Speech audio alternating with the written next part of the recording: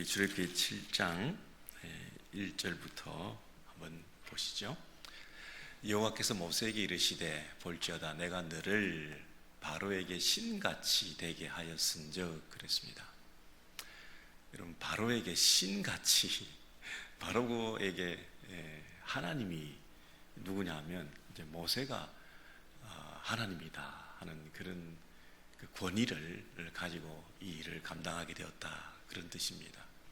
그러니까 신이 있으면 신의 말을 대변해주는 메신저가 있어야 되는데, 지금까지는 하나님의 말씀을 대언하는 역할을 모세가 했는데, 이제 모세가 신이 되었기 때문에 모세의 말을 대언하는 대언자로 아론을 세웠다, 그렇게 나왔습니다. 그래서 모세가 신적 권위를 가지고 이제 아론에게 얘기를 하면, 아론이 이제 신의 말을 이 바로에게 가서 이렇게 전하게 되는 것이죠.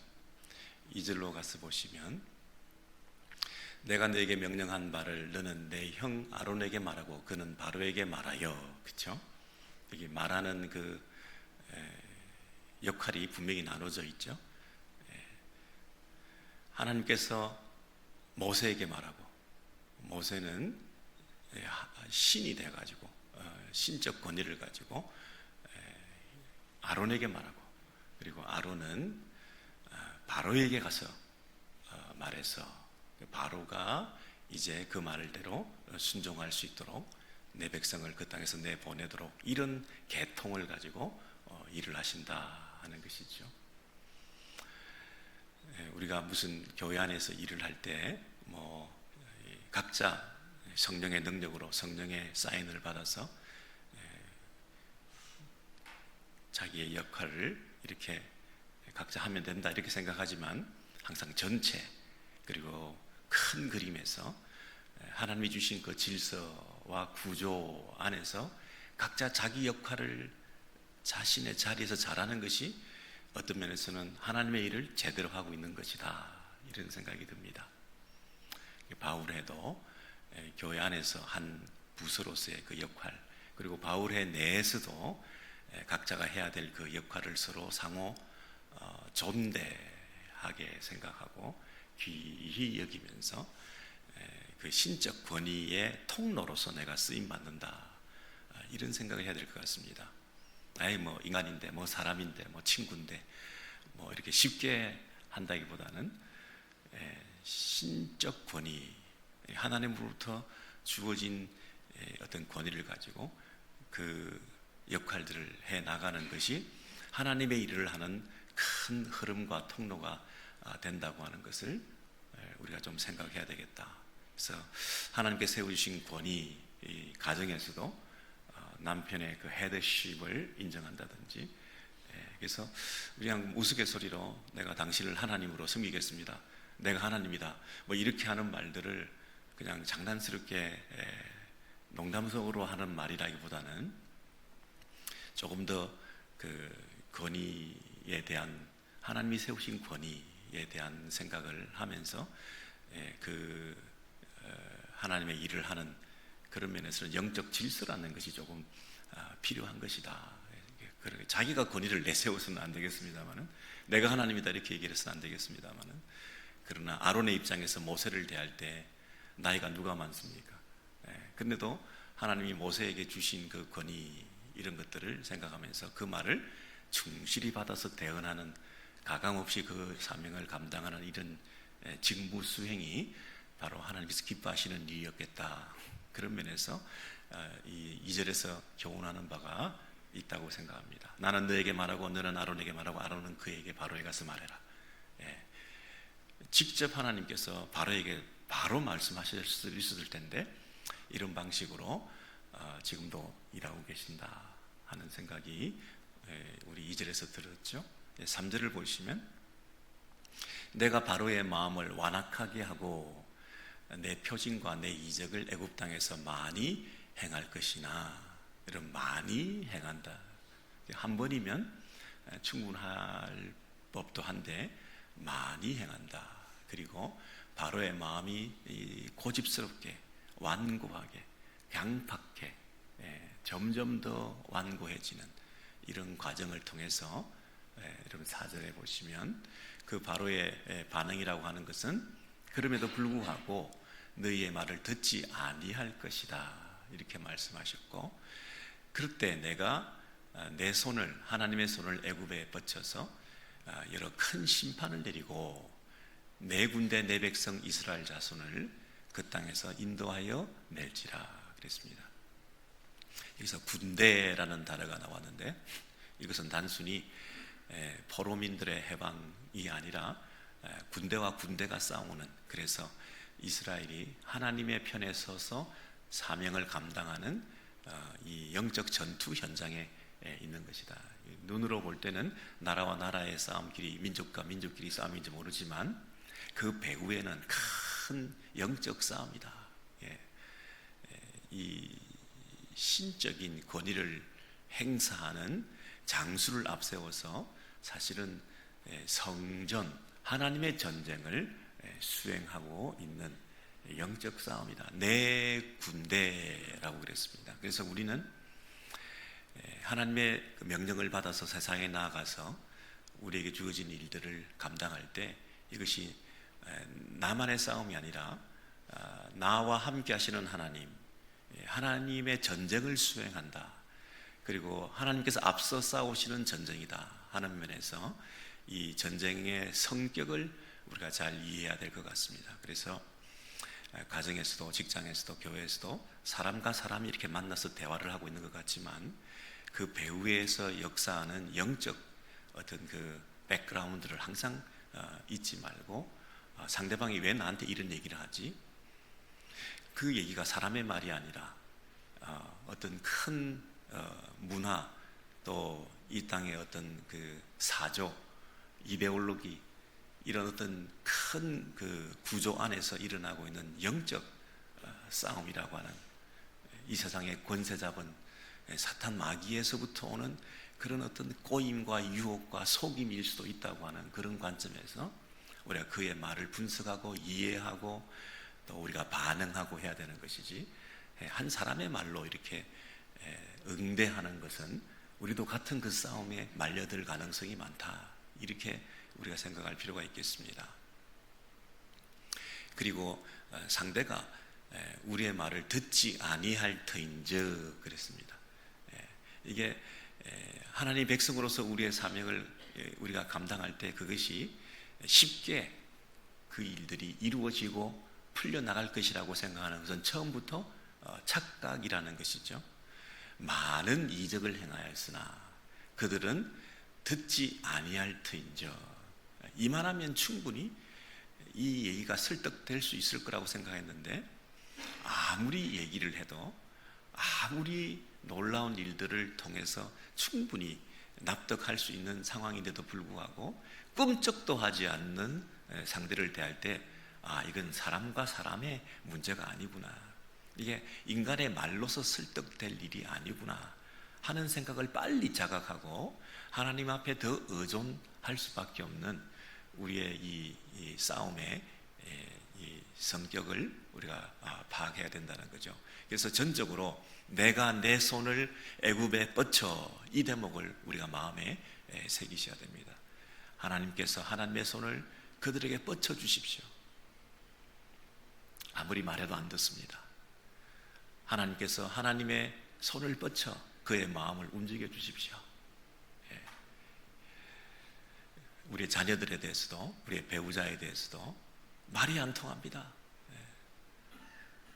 여러분, 그런 면에서 서로 다툼이 야기되고 실망이 가중되어서 상대에 대한 자포자기하는 심리로 마음을 접을 것이 아니라, 이건 당연한 거죠.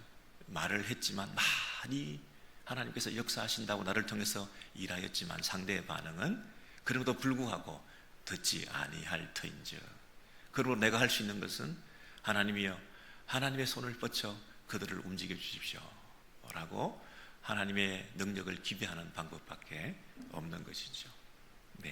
이렇게 해나가면 5절입니다. 내가 내 손을 애굽 위에 펴서 이스라엘 자손을 그 땅에서 인도하여 낼 때야, 여러분 여기 보시면 인도하여 낸다 하는 구원 역사, 이스라엘 백성들을 건져낸다 하는 구원의 놀라운 하나님의 큰 일이 일어나게 되는데, 이 하나님의 큰 일이 일어나게 되는 이유는 뭐냐면 애굽 사람이 나를 여호와인 줄 알리라. 이것이 출애굽의 가장 중요한 목적이 되겠습니다. 우리는 건져내는 것이 제일 중요한 목적이라고 생각하는데, 그 일을 통해서 하나님을 드러내는 것, 이것이 최종적인 목적이다. 구원 역사 플러스 계시의 역사가 있어야 된다. 하나님 자기를 드러내는 계시, 하나님이 자기 자신을 어떻게 드러내시는가에 우리는 쓰임받는 통로요, 도구에 불과하지, 내가 그 출애굽의 주인공의 노릇을 할 수가 없다는 것이죠. 이 주인공에서 가장 돋보여야, 이 출애굽의 역사에서 주인공으로 가장 돋보여야 되는 존재는 내가 아니라 하나님이시다. 전면에 나서는 내가 아니라 배후에 계시는 하나님을 드러내는 것이다. 뿐만 아니라 애굽은 멸절의 대상이요, 죽임의 대상이요, 원수로서 그들을 대하고 있는 것이 아니라 애굽 사람이 그랬습니다. 그들도 전도의 대상이요, 그들도 복음의 영향을 받아 영생과 구원을 받아야 되는 대상이요, 그들도 하나님이 만드신 창조의 존재들이요, 그들도 회복되어야 될 사랑하는 대상일 수 있다 하는 면에서 내가 누구인지 너희들이 알리라. 이스라엘 백성들이 하나님이 하나님이신 줄 알리라. 과연 우리 하나님이시구나. 거기에 도취되고 만족하고 그것으로 이 전쟁의 성격이 규정되는 것이 아니라, 이 전쟁을 통해서 상대방이 하나님이 하나님이신 줄을 알게 해야 된다.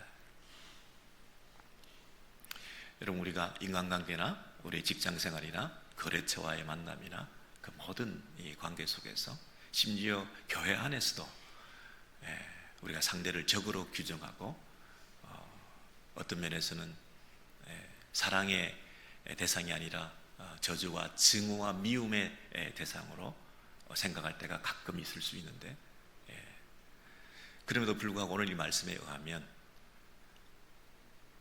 이 모든 인내와 섬김의 과정을 통해서 궁극적으로 드러내야 될 하나님의 이름, 하나님의 영광, 하나님의 계시에 쓰임받는 우리 통로가 되어야 된다는 것입니다. 많은 이적을 행하였으나 그들은 듣지 아니할 터인즉, 그럼에도 불구하고 내가 내 손을 뻗어 하나님의 일을 감당함을 통해서 네가 끝까지 인내하고 하나님을 바라보고 하나님을 의지할 때에 하나님이 하나님 일을 함으로써 하나님을 드러내는 그 일에 너는 잠잠히 그 사명 감당해라, 인내해라, 이렇게 말씀하시는 거죠. 여러분, 우리가 세상이 얼마나 만만치 않은지, 그리고 우리에게 맡겨진 그 일이 얼마나 방해와 또 반대에 부닥치게 될지에 대해서 우리가 미리 자각을 해야 우리가 하는 이 일에 이 사명을 끝까지 감당할 수 있는 거죠. 왜냐하면 그들이 듣지 아니할 것이라고 하는 것에 대해서 생각을 하고 끝까지 내가 인내하면서 하나님을 바라봐야 되겠다는 마음을 가져야 궁극적으로 하나님의 능력이 더 크게 드러나는 것이지 않습니까? 열재앙이라는 것을 왜 계속해서 이스라엘이 참아내면서 그것을 수행해내야 되냐면, 얼마나 하나님이 큰 능력을 가지셨는지를 드러내는 기회로서 열재앙이라는 것을, 그리고 이 이스라엘이 섬기는 그 하나님이 애굽의 그 잡신들, 그 열재앙 속에 숨어있는 파리와 이와 개구리와 이런 것들을 섬기고 있는 그 애굽의 그 신개념을 하나하나 다 격파시키기 위한 그 과정 속에서 이 애굽이 두 손 두 발 다 들고 항복하도록, 그가 의존하는, 그들이 신뢰하는 그 신개념이라고 하는 것에 대한 모든 것을 가능성을 부인하게끔 만드는 그 모든 열장의 과정을 통해서 결국 진정한 신은 하나님이시구나 하는 것을 그들이 깨달아 알아갈 수 있도록, 애굽이 그것을 비로소 알 수 있도록 하는 그 과정에 이스라엘은 쓰임받고 있는 그 현장이 되는 거잖아요. 지루하다 이 싸움이, 한 번 했으면 됐지, 이것도 못 믿냐, 왜 똑같은 일을 반복하냐. 우리가 이렇게 생각을 하면 그 모든 일의 주관자가 되시고 그 모든 능력의 원천이신 그 하나님을 제대로 드러내는 일에 실패하게 되는 것이잖아요. 그러니까 상대는 만만치 않다, 세상은 참으로 우리 생각대로 잘 설득되지 않는다, 하는 것마다 끈끈이 반대에 부닥칠 거다. 그리고 반대를 위한 반대를 계속 하고 말 것이다. 말도 안 되고 이유가 될 수 없는 것을 가지고 핑계를 대며 우리를 방해할 것이다.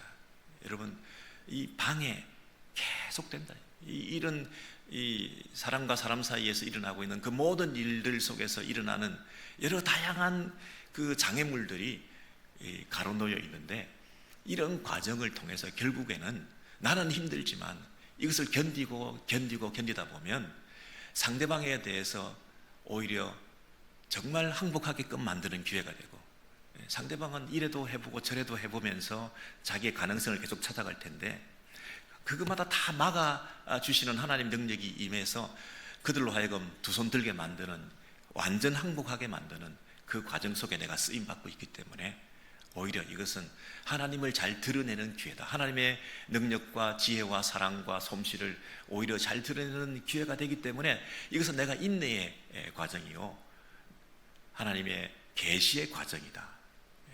어떤 일을 성취하고 그 목적을 달성하는 그만이 목적이 아니라 그 일들의 모든 일련의 과정을 통해서 하나님의 능력을 드러내는 기회가 된다면 나는 기꺼이 참을 수 있다. 이런 마음으로 우리가 영적 전투를 수행한다는 거죠. 그래서 상대방이 만만치 않을 때, 인간관계 속에서 힘들 때, 또 교회 일이라고 하는 것이 그렇습니다. 여러 가지 장애물들이 있고 일을 하다 보면 내 생각 같지 않습니다. 그래서 좋은 마음으로 시작했는데 반대에 부닥치거나 적극적으로 찬성하지 않거나 아주 미온적으로 반응을 보이거나 이런 일들을 당하게 되면 나도 모르게 발장을 끼게 되고, 안 하고 말지 뭐 싫다는데 굳이 내가 괜히 해서 왜 욕을 먹냐. 여러분, 이런 마음의 이 냉소적인 마음이 들면서 우리가 처음 주어진 그 사명을 망각하고 이 헌신을 유보하고 우리의 삶을 최선을 다한 삶을 살지 않게 될 가능성이 많습니다. 우리에게는 최선의 삶이 있고 차선의 삶이 있는데, 내가 원하는 그 일들이 잘 진행되지 않을 때 하나님이 원하시는 그 최선의 삶을 살지 않고 내가 차선으로 밀려나가게 되는 것이죠.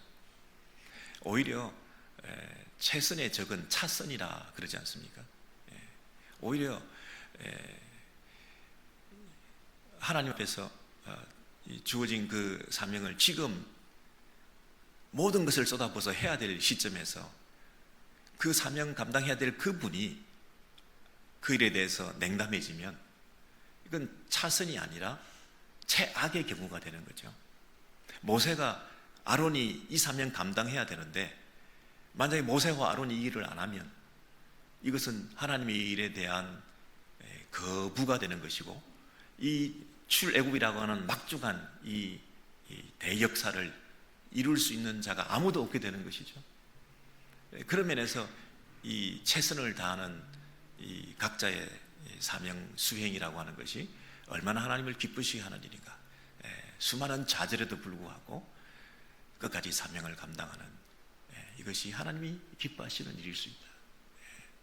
여러분, 그 7장 그 밑에도 다 살펴볼까요? 몇 절이었나요?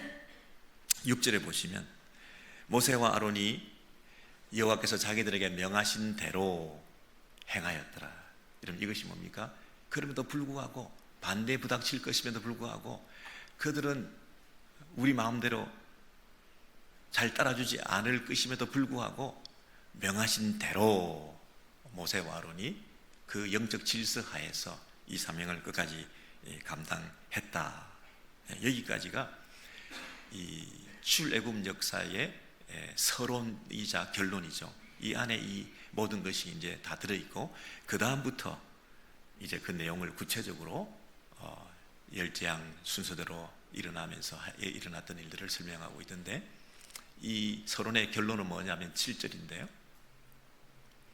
그들이 바로에게 말할 때에 모세는 80세였고 아론은 83세였더라 그랬습니다.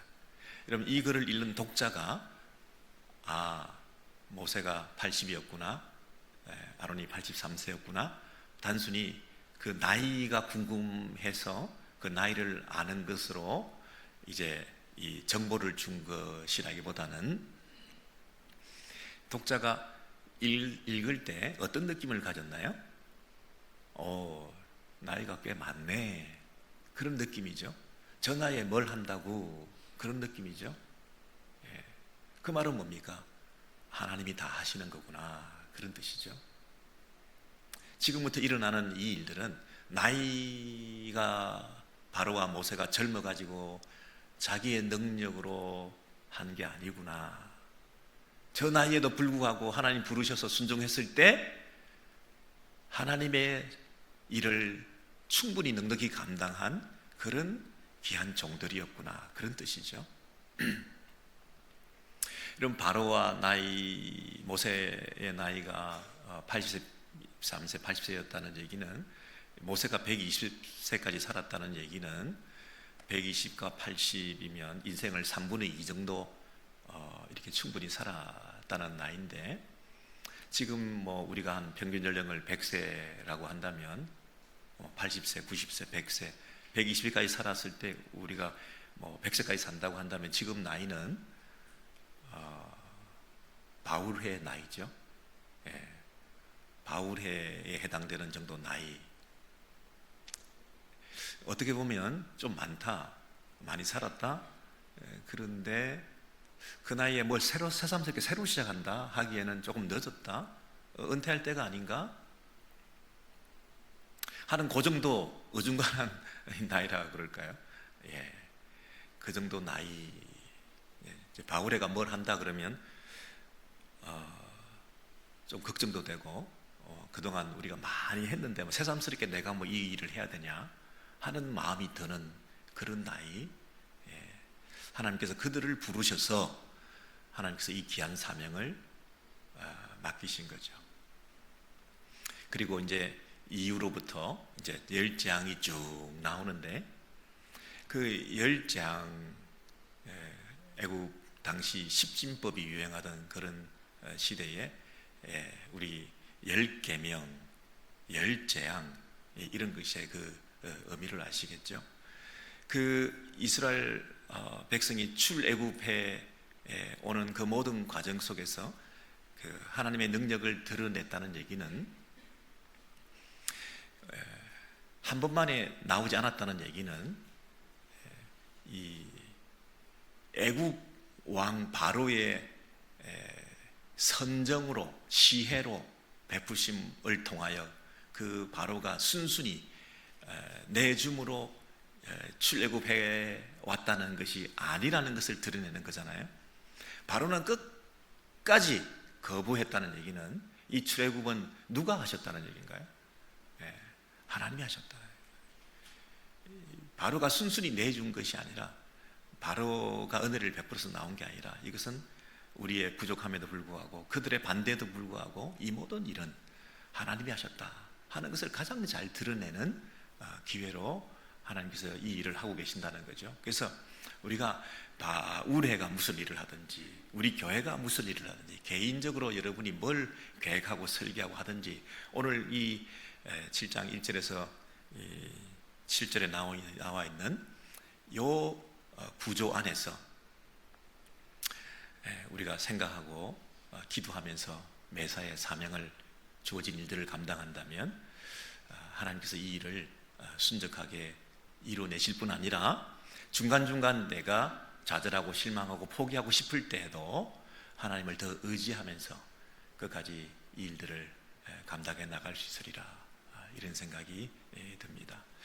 여러분, 그 이후에 열장이 쭉 일어나는 것을 보면 첫 번째 이적을 행했을 때 뭡니까? 본격적으로 열장이 일어나기 전에 이 아론의 지팡이가 뱀으로 바뀌는데, 그 상대방들도 똑같은 모방하는 그런 역사를 애굽의 술사들도 행했지 않았습니까? 근데 똑같이 행한 게 아니고, 그 뱀을, 아론의 그 지팡이에서 생긴 그 뱀들이 이 애굽의 술사가 행한 그 뱀들을 다 잡아 먹어버렸거든요. 그 기록이 분명히 남아있죠. 그러면 그걸 보면 바로의 입장에서 내가 똑같은 일을 행할 수 있다, 너희들의 그 신에 필적하는 그런 신적 능력이 나에게도 있다, 이렇게 생각할 것이 아니라 이거는 처음부터 승패가 확실한 거구나, 다 잡아먹히는 거구나, 상대가 더 강하구나, 저들의 배후의 역사는 그 하나님이 더 능력이 많으시는 분이구나, 이렇게 생각을 해야 되는데, 우리는 어떤 생각을 하냐면 우리도 했다 하는 것만 생각하고 해볼만 하다라고 그 이후에 계속 고집을 부리는 그런 경향이 우리 안에 있다, 이 얘기잖아요. 그 이후에도 첫 번째 재앙, 두 번째 재앙도 그들을 어떻게 합니까? 똑같이 그대로 행하죠, 그죠? 피로 변하게 하고 그렇게 개구리가 나오게 하는데, 여러분, 개구리 나오게 했을 때 이 애굽의 술사들도 이 개구리가 막 생기게 만들었습니다. 온데 그냥 나오게 만드는데, 이제 오히려 애굽의 술사들이 개구리를 또 모방적으로 만들었기 때문에 어떻게 됩니까? 온 땅에, 그리고 왕궁까지 개구리가 더 넘치게 되었죠. 이 바로가 빨리 포기했으면 백성들을 덜 괴롭혔을 텐데, 자기 고집을 지도자가 부리는 바람에 백성들이 더 고생하게 되는 일을 초래하게 되는 것입니다. 그래서 그 고집 때문에 생긴 그 개구리가 온 왕실까지 다 덮이게 되니까 모세에게 이거 제발 좀 없게 해달라. 그래서 그 왕실에서부터는 없어지고 하수에만 넘치게 하는 그 일을 모세가 했죠. 근데 애굽의 술사는 넘치게만 했지 물러가게는 할 줄 몰랐잖아요.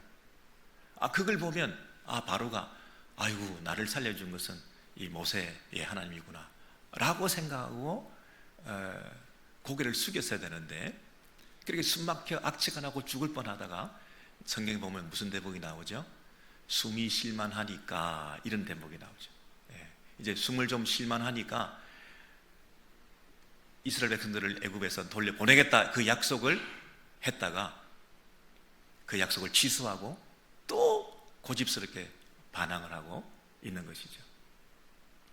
여러분, 그 이후에도 계속 그런 일이 반복되는데, 이제 첫 번째 재앙과 두 번째 재앙은 그들이 모방적으로 계속 따라 했는데, 세 번째 재앙부터는 따라 해보려고 해도 안 따라 해지게 되는 거예요.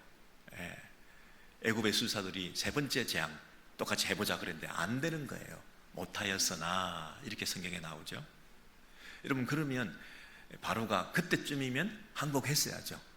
처음에는 이렇게 됐는데 이게 오히려 내가 백성들을 더 괴롭히는 결과를 초래했고, 또 똑같이 만들었지만 다 잡아 먹혔고, 또 똑같이 모방했지만 물러가게 하는 것은 우리는 못하고, 이 일만 만들어 놓고 처리 능력은 우리에게 없다는 것을 알았으니까 이제 모든 것을 항복해야 되겠다, 이렇게 생각을 했어야 되는데, 그리고 두 번째 이적까지는 따라했지만 세 번째부터는 우리는 안 되니까 이제는 포기해야 되겠다, 이렇게 생각해야 되는데, 오히려 그 기적 체험이, 그런 승리 체험이, 성공담이, 이런 것이 나에게 하나의 어떤 아집이 되고 고집스러운 어떤 그 근거가 되어가지고, 이전에 했으니까 이번에도 할 수 있다, 세 번째 안 된 것은 우연일 수 있으니까 네 번째까지 가보겠다, 자꾸 이런 생각을 하면서 자기 합리화와 자기 핑계를 대면서 끝까지 그 완고함이 더 강해졌다는 거죠.